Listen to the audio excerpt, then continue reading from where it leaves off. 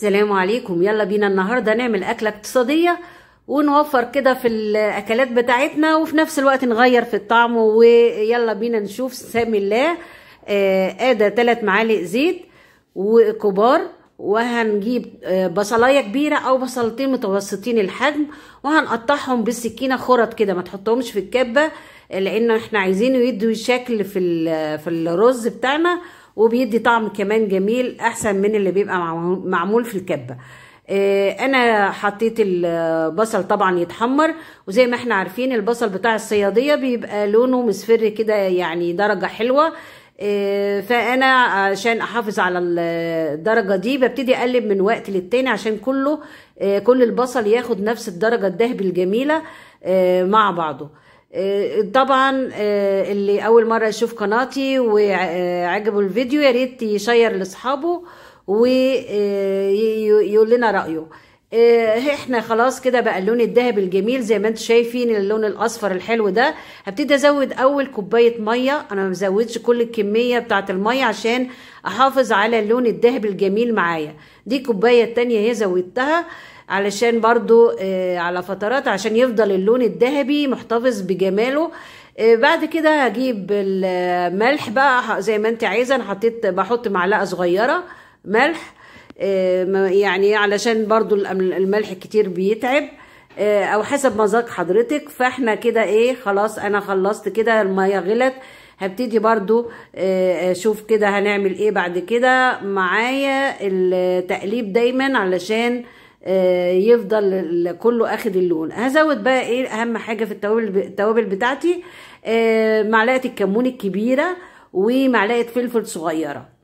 وطبعا البصل هيبتدي ياخد الطعم كله باللي احنا حطيناه، وهنسيبه يغلي غلوه كويسه، واديله كمان كوبايه ميه كده. شايفين اللون فضل على اللون الحلو الذهبي، مازال نفس الدرجه ونفس اللون. خلاص كده الميه غليت حلو والبصل. فابتدي بقى اجيب الفول. انا كنت طبعا مقشراه وغسلاه، دول حوالي كوبايتين فول اخضر.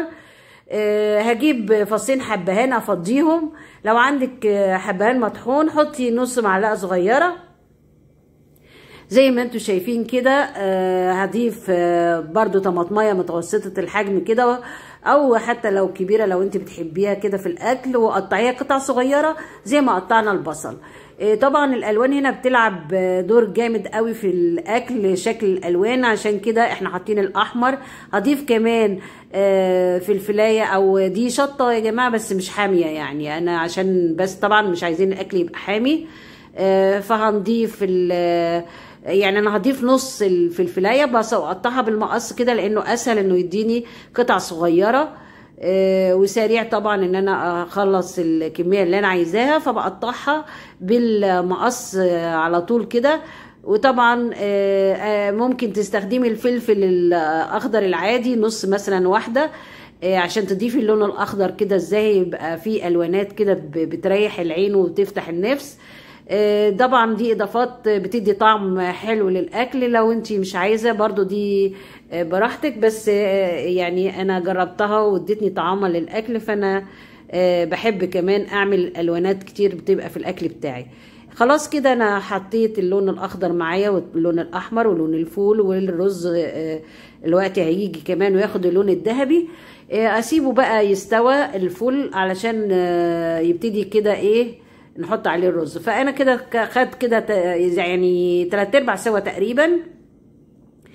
وزي ما انا قلت دول حوالي كوبايتين رز، كوبايتين فول اخضر، وهحط عليهم معلقه صغيره او نص معلقه كركم، ونص معلقه كمان كمون، علشان يعني طبعا دوت بيخلي الاكل طعم ومريح للمعده والقولون. اسيبه برضو بقى ياخد بقى الطعم ده كمان. وخلاص كده انا حاسه ان هو خلاص كده الوقت بتاعه بقى كويس. فهجيب الرز بتاعي 1.5 كوباية على 2 فول، وطبعا غسلاه ومصفياه، وابتدي بقى ازوده على الفول بتاعي اللي زي ما انا قلت لكم بيبقى التسويه بتاعته حوالي 3/4 تسويه، علشان الرز زي ما احنا عارفين مش بياخد وقت في السوى. انا هنا بتاكد ان هي كده تمام. طبعا انا عارفه، بس طبعا عشان الناس اللي يعني ياخدوا بالهم من الحكايه دي. بتقلبيه بقى طبعا وتسيبيه يتشرب وتوطي عليه بعد كده زي ما بنطبخ الرز العادي. وبعد كده خلاص كده الرز بتاعي جاهز للاكل. ما شاء الله الله الله الله، طعامه طعامه طعامه زي ما انتم شايفين كده. النفس الواحد بتتفتح على شكل الطبق، طريقه تقديمك. انا هنا سلقه بيض عشان نزود برضو القيمه الغذائيه، وعامله طماطم مخلله. انا عملتها لكم في فيديو قبل كده، نزلته قبل كده لوحده.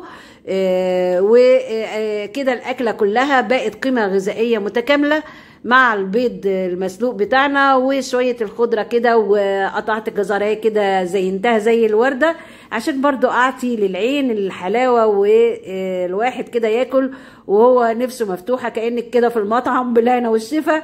ومع ماما دودي احلى